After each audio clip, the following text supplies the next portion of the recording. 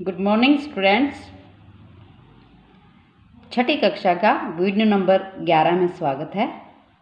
हम व्याकरण का पहला पाठ पढ़ रहे थे, संस्कृत वर्णमाला। उसके तहत हमने वर्ण की परिभाषा, स्वर की, व्यंजन की, कितने प्रकार होते हैं, ये सभी कुछ पढ़ लिया था। आज हम पाठ 1 का अभ्यास करेंगे। पाठ 1 के अभ्यास में से हमने भाग 1 कर लिया था, जो हमें मिलाने थे। आज अभ्यास का भाग नंबर 2 में आपको करवाने जा रही हूँ। देखिए, लिखा हुआ है, निम्न वर्णों में से दीर्घ व ह्रस्व स्वर पृथक कीजिए। ये जो वर्ण आपको दे रखे हैं, इनमें से ह्रस्व और दीर्घ। ह्रस्व जिसे आप सामान्य भाषा में कहते हैं, छोटा ए, छोटी ई, छोटा ऊ, उसको ह्रस्व बोलते हैं। और दीर्घ जिसे आप बड़ा ऊ या बड़ी री ऐसे बोलते हो, उनका नाम ह्रस्व और दीर्घ होता है। तो इनमें से आपको फाइंड आउट करने हैं, आपके जितने भी वर्ण दे रखे हैं, कि ह्रस्व कौन से हैं और दीर्घ कौन से हैं। ये देखिए, मैंने लिख के बता रखा है आपको कि ह्रस्व में आपका अ, ई, उ, री ये आएंगे। दीर्घ में आ, ई, उ, दीर्घ री, ये दीर्घ री आपकी आएगी। दीर्घ री में और ह्रस्व री में अंतर इतना ही है कि दीर्घ री को थोड़ा सा हम बढ़ा देते हैं नीचे। आप यहाँ से देखना, आपकी दीर्घ री कौन सी है इनमें से, ये ए, आई, औ, ये आपकी ह्रस्व दीर्घ। अब है तीसरा भाग। तीसरे भाग में कहा है, नीचे दिए गए व्यंजनों और स्वरों का संयोग कर लिखिए।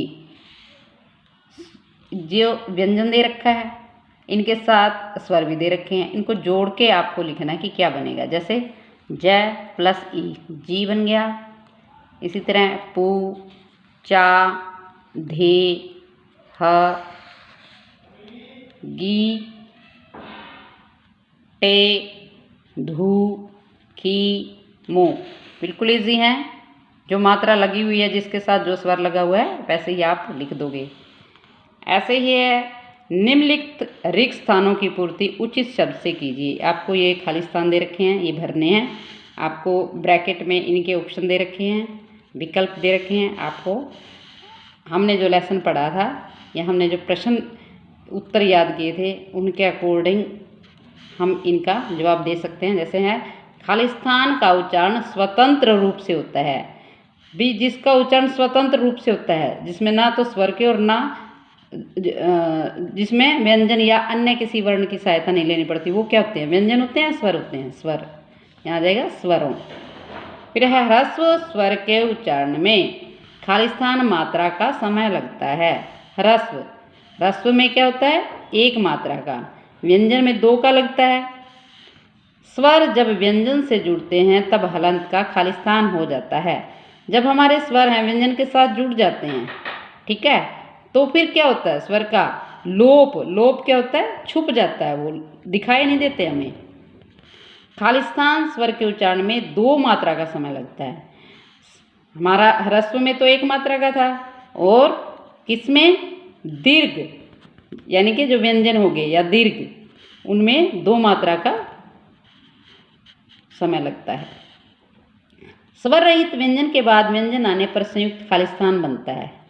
स्वर रहित व्यंजन यानी कि जब स्वर रहित व्यंजन हो, जिसके अंदर स्वर ना हो, उसके बाद आने पर संयुक्त व्यंजन क्या बन जाता है? व्यंजन बन जाता है। ऐसे ही आपको है, वर्ण विच्छेद कीजिए।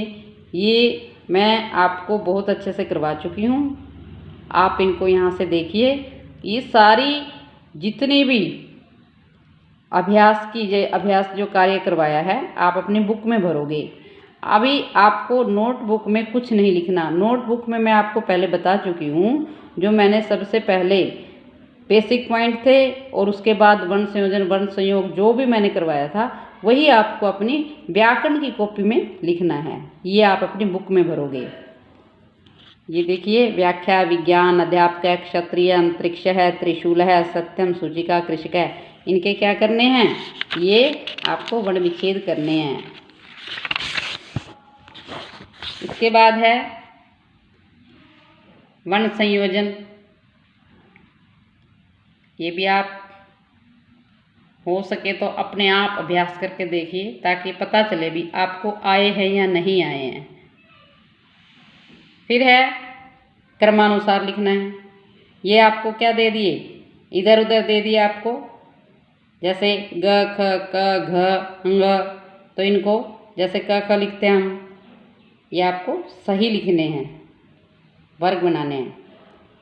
फिर है निम्न संयुक्त व्यंजनों को पृथक कीजिए। संयुक्त मैंने आपको बताया था कि दो व्यंजनों से या दो स्वरों, दो वर्णों से मिलकर बने हैं। जैसे द, ये द और या से बना है।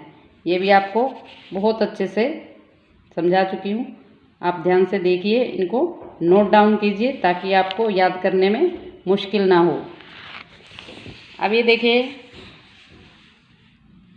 चित्रों के सामने उनके नाम संस्कृत में लिखने हैं।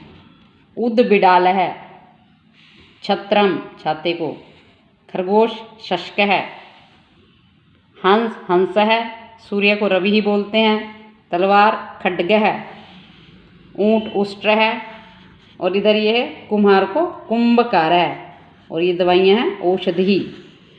अब ये लास्ट हमारा पार्ट, निम्न शब्दों में से निर्देशानुसार स्वर युक्त व्यंजन अलग कीजिए।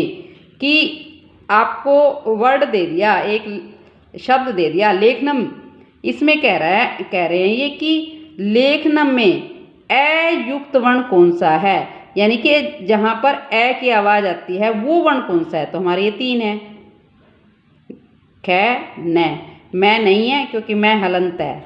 ऐसे ही क्या है ये कृति ही, कृति में इन्होंने पूछा री किस पर लगी हुई है, तो कै पे लगी हुई है, कै हो गया हमारा। ऐसे ही सारे ये आपके ये उत्तर हैं। तो पहले पाठ का अभ्यास हमारा खत्म हो चुका है। प्यारे विद्यार्थियों, जैसे मैंने आपको वीडियो में दिखाया है, आप अपनी बुक में भरोगे और काम करोगे। याद करने के लिए मैं आपको होमवर्क में जो भी आपको समझाया गया है वो मैं आपको पार्ट बता दूंगी कि आपको याद क्या करना है। धन्यवाद।